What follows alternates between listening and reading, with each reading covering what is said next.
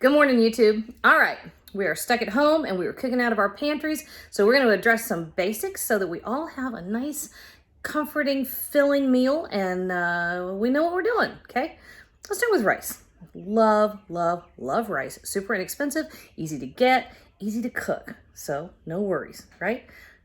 Now, join me. I'm going to show you how to make the perfect pot of fluffy, long grain Southern rice every single time. Let's cook, y'all. We got a family to feed.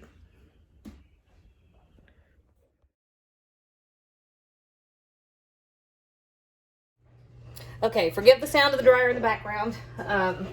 And Boone is unloading the dishwasher. So just bear with us. Listen, several of the kids are in their own apartments, and that's great. Oh, hello. I've still got 6 kids at home, so, you know, for me, it's a lot fewer, but, you know, whatever. All right, so here's what we're gonna do. We're gonna cook rice. This is how you make rice. We're gonna make it perfect and fluffy and gorgeous every single time, right? Now, we're gonna start with, this is just plain old long grain enriched white rice. And listen, we're not talking about the brown versus white rice thing here, okay? We're not. We're just talking plain white rice. This is what most people are gonna have access to. It's also the easiest and simplest to cook, okay? Now, if you have a rice cooker, knock yourself out. I think they are well worth the 15 to 20 bucks. I had one that lasted probably 7 years. I finally bought another one, okay? And it's one of the first things I buy the kids when they start moving into their own places. Each of the kids gets a rice cooker. They get a rice cooker and a cast iron skillet. So there we go. It's our housewarming gift. I buy, I think it's 15-pound bag. It might be a 20-pound bag of rice at the big box store. And then I think I pay $9 for it. And then the kids come, I put it in separate containers. Each of the kids takes a few pounds and I keep the bulk of it, okay? So, what if you don't have a rice cooker, right? No problem, because, hi. This is how you know God loves math, right? It's grains. Grains are gorgeous.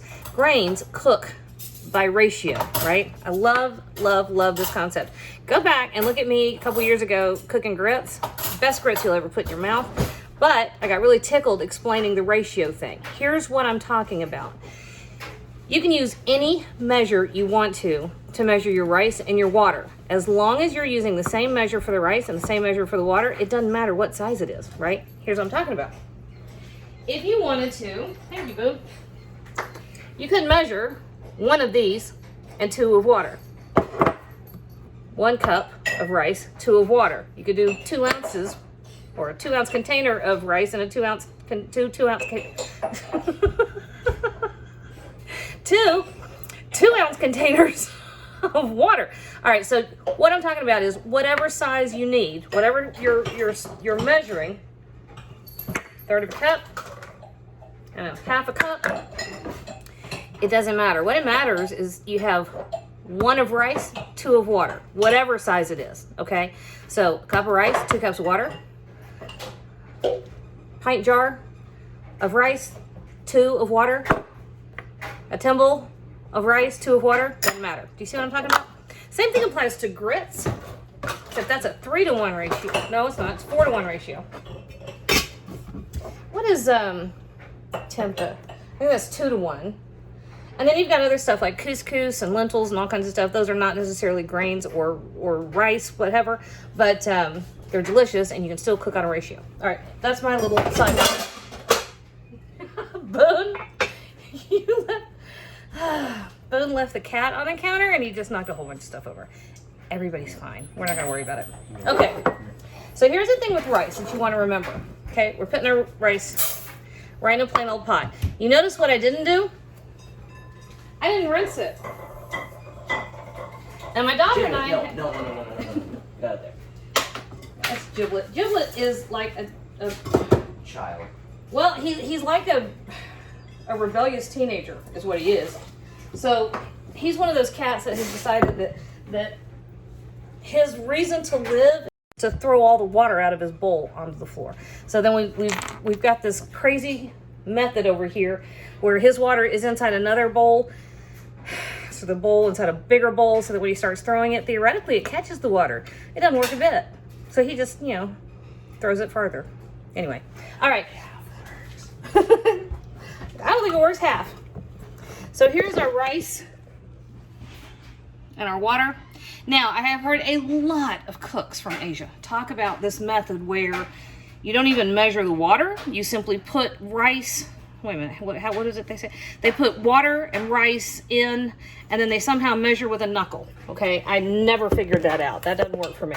What works for me is 2 to 1, okay? So 2 of the first one, oh, I'm sorry, 2, shoot. Do what I say, not as I do.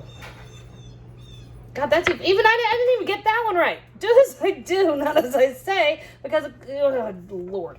All right, 2 to 1, 2 waters, 1 rice, whatever size measure. Okay, and then to that we're gonna add about a teaspoon of salt. You know, I did not say kosher salt. I'm out of kosher salt. All right, so this is gonna go on the stove. We're gonna put it on medium heat. We're gonna bring it all the way up to a boil. And I think I started to discuss the thing about my daughter. We got into this thing about whether or not you rinse the rice. Honestly, it just depends. I mean, a lot of Asian recipes call for rice that has been rinsed. You're removing a little bit of the sticky, starchy stuff from the outside, so it can be fluffier. On the other hand, by the time that's done, you tend to need less water, so sometimes your ratio will be off. Now, Lance's comment was that if there are insecticides or pesticides or what have you left on the rice, you want to rinse those off. So it's one of those things where use your head and, you know, do what your conscience tells you to do. I grew up not ever rinsing rice. I never remember to rinse rice. I never think about it. Plus, we usually use our leftover rice to make fried rice, which works better if you don't rinse it. So there you have it. It's your choice, okay? All right, that's going to come to a boil, and I'll be back. All right, we are up to a boil. So at this point, we're gonna give it a stir. Okay, we're gonna reduce it just to a simmer. We want a bare simmer, about like that, that's perfect. We're gonna pop a lid on it. We're gonna set a timer for 15 minutes. Now listen, don't lift that lid. I don't care what you think is happening under there. It is not exciting enough for you to lift that lid and ruin your rice, okay? So at this point, you're gonna walk away, okay? Trust me. Come on, walk away. Our timer went off. We had 15 minutes, and we're not touching it. All right, I just turned the heat off. Putting 7 minutes on the stove, okay? 7 minutes on our timer. Ooh, yeah. Boone has been frying eggs. It's like his new favorite thing. And I think I'm going to do a video on how to fry the perfect egg, because that's something that most people don't know how to do. But he's not great about cleaning up. So I got to teach him that part. Anyway, so you've had 15 minutes where your rice was simmering with the lid on at just a very, very low simmer. At the end of 15 minutes, you're going to set the timer for 7 minutes, turn the heat off, leave the top on, don't pick it up, don't look at it, walk away, okay? Do it again. Walk away again. Here we go. Boom, boom, boom. And we're back. 7 minutes with the lid on.